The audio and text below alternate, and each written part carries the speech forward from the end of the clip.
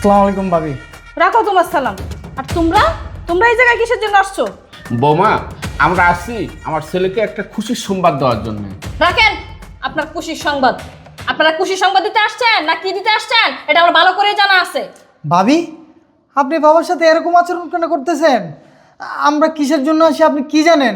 ভাবি শোনেন, আমরা সত্যি সত্যি ভাইয়াকে একটা খুশির সংবাদ দিতে আসছি। রাখো রাখো তোমার খুশির সংবাদ। কিরকম খুশির সংবাদটা যদি বা এটা আমার ভালো করে জানা আছে। নিশ্চয়ই গ্রামের এলাকাতে হয়তো একটা ভ্যান গাড়ি কিনছো, না হয় একটা রিক্সা কিনছো, এই খুশি সংবাদটা দিতে আসছো। শুনো, তোমাদের এসব খুশির সংবাদের জন্য না আমরা বসে থাকি না। আমাদের এসব সময় নেই তোমাদের এসব খুশির সংবাদ শোনার জন্য। বাবা বুঝছি, ভাবির লগে কথা বইলা কোনো লাভ নাই। আজকে শুক্রবার, ভাইয়া নিশ্চয়ই বাসায় আছে। আমরা সোফায় বসি, ভাইয়ের সাথে সরাসরি কথা বলবো। চলো চলো ভিতরে এই যাই। এই এই ভিতরে যাবি না। এই দাঁড়া, মেজাজটা কিরকম খারাপ করে। দাঁড়া, আমি তোদেরকে শিক্ষাটা দিচ্ছি, দাঁড়া। আসো বাবা, আসো বসো। এই এই উঠ উঠ বলছি। এই তোদের কি কোনো কানে কথা যায় না? আমি না তোদেরকে বলছিলাম ভিতরে না ঢোকার লেগে, তারপর কেন ঢুকলি? কেন ঢুকলি ভিতরে? ভাবি, বাবা আর আমি আসার পর থেকে আপনি যা ইচ্ছা তাই বলে অপমান করতেছেন, এগুলো কিন্তু ঠিক না। কি বললি তুই?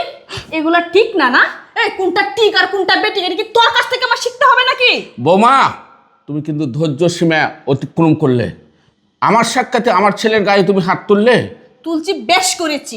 শুন বুঝিয়া, ওই দিন আগে না তোকে আমি অপমান করে বাসা থেকে বের করে দিয়েছিলাম, আজকে আবার তোর ছেলেকে নিয়ে আসছিস।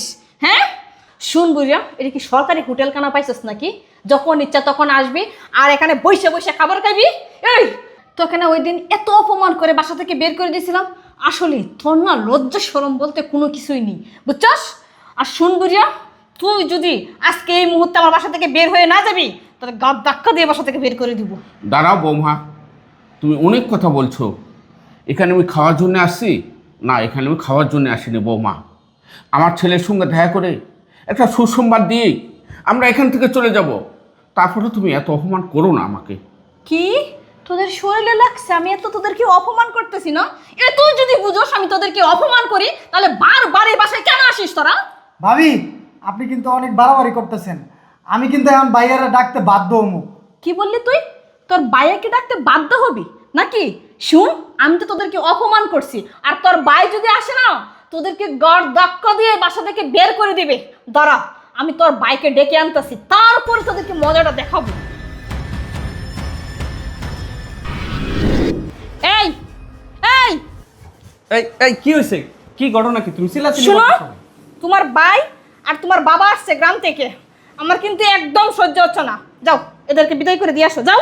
কি বলো? ওরা আবারও গ্রাম থেকে আসছে? হ্যাঁ আবারও আসছে, আমার কিন্তু ভালো লাগতেছে না বলছি। যাও তুমি যাও। আচ্ছা ঠিক আছে, বিষয়টা আমি দেখতেছি। বাবা শফিক, তুই আসছিস? দেখ না, আমরা বাসায় আসার পর থেকে বৌমা আমাকে এবং জনিকে কত না অপমান করতেছে। এই থামো তুমি। তোমার অপমান করবো না তো কি করব? তোমার কোনো লজ্জা শরম আছে?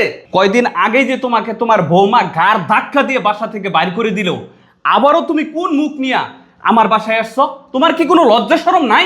ভাইয়া, তুমি বাবার সাথে ভাবির মতো সেম আচরণ করতেছো। আমরা সেই কত দূর থেকে কত কষ্ট করে তোমার সাথে দেখা করতে আসছি, তোমাকে একটা সুখবর দিব বলে, আর তুমি ভাবির মতো সেম কাজটা করতে পারলা? এই থাম তুই। তুই আবার আমাকে কি সুখবর দিবি? তোর জীবনে কোনো কিছু আছে?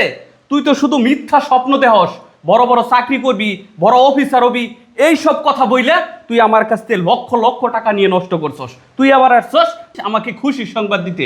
শোন, তোর পিছনে আর একটা টাকাও আমি খরচ করতে পারবো না, আর একটা টাকাও আমি তোদেরকে দিতে পারবো না। তোদেরকে ভালোই ভালোই বলছি, ঘাড় ধাক্কা দেওয়ার আগে আমার বাসা থেকে বের হয়ে যা। সুইটি, কাজটা ঠিক করছি না? ওদেরকে ঘাড় ধাক্কা দিয়ে বের করে দিই। হ্যাঁ হ্যাঁ, কাজটা অবশ্যই ঠিক করছো। দেও তো, বের করে দেও। ভাইয়া, আমাদেরকে গাড় ধাক্কা দিয়ে বের করে দেওয়ার কোনো দরকার নাই, আমরা এমনিতেই চলে যাচ্ছি। আর তুমি কি বলছো, আমার পিছনে লক্ষ লক্ষ টাকা খরচ করছো? তুমি যদি লক্ষ লক্ষ টাকা না খরচ করতা তাহলে আমি পড়াশোনাটা করতে পারতাম না। আমি এটা কোনোদিন অস্বীকার করব না।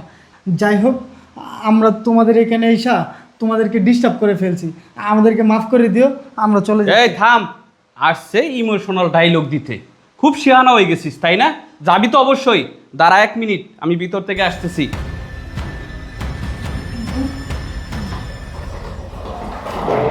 সুইটি, এই নাও, এই লাগেজের ভিতরে তোমার সমস্ত কাপড় চোপড় গয়নাগাটি যা কিছু আছে সব কিছু আমি এখানে ভরে দিয়েছি। যাও, নিয়ে যাও, বাইরে হও আমার বাসা থেকে। আরে এটা তুমি কি বলতেছো? তোমার কি মাথা নষ্ট হয়ে গেছে নাকি? বের করে দিব তো তোমার ভাই আর তোমার বাবাকে। এটা তো আমার বাসা, মানে আমাদের বাসা। আমি এই জায়গা থেকে বের হব মানে? এই চুপ, একদম চুপ। তুই আর একটা কথাও বলবি না। এতক্ষণ যাবত আমার বাপ এবং ভাইয়ের সাথে যে ব্যবহারটা করছি সেটা মন থেকে করেছি না, আমি দেখতে চেয়েছিলাম তোর রিয়াকশনটা কেমন হয়। এই শুন, সকালবেলা আমার ভাই আমাকে ফোন করে বলেছে সে ম্যাজিস্ট্রেট হয়েছে, আর সেই খবরটা দেওয়ার জন্যে আমি ওকে বলেছিলাম বাসায় আসার জন্যে। আর আসার পর থেকে তুই আমার বাবা এবং ভাইয়ের সাথে যে ব্যবহারটা করেছিস সেটা আমি একদমই মেনে নিতে পারি নাই। তাই আমি বলছি তুই এখনই আমার বাসা থেকে চলে যা। তোর মতো মহিলাকে নিয়ে আর একদিনও আমি সংসার করব না। যা, যা বলছি, এখনই আমার বাসা থেকে বের হয়ে যা। আসলে আমার না ভুল হয়ে গেছে। এই কিসের বল? তোর কোনো ক্ষমা নাই। তুই এখনই আমার বাসা থেকে বের হ, বের হ বলছি। বাবা শোনো, আমি তোমার সাথে যে খারাপ ব্যবহারটা করেছি, দুর্ব্যবহারটা করেছি, তুমি আমাকে মাফ করে দাও।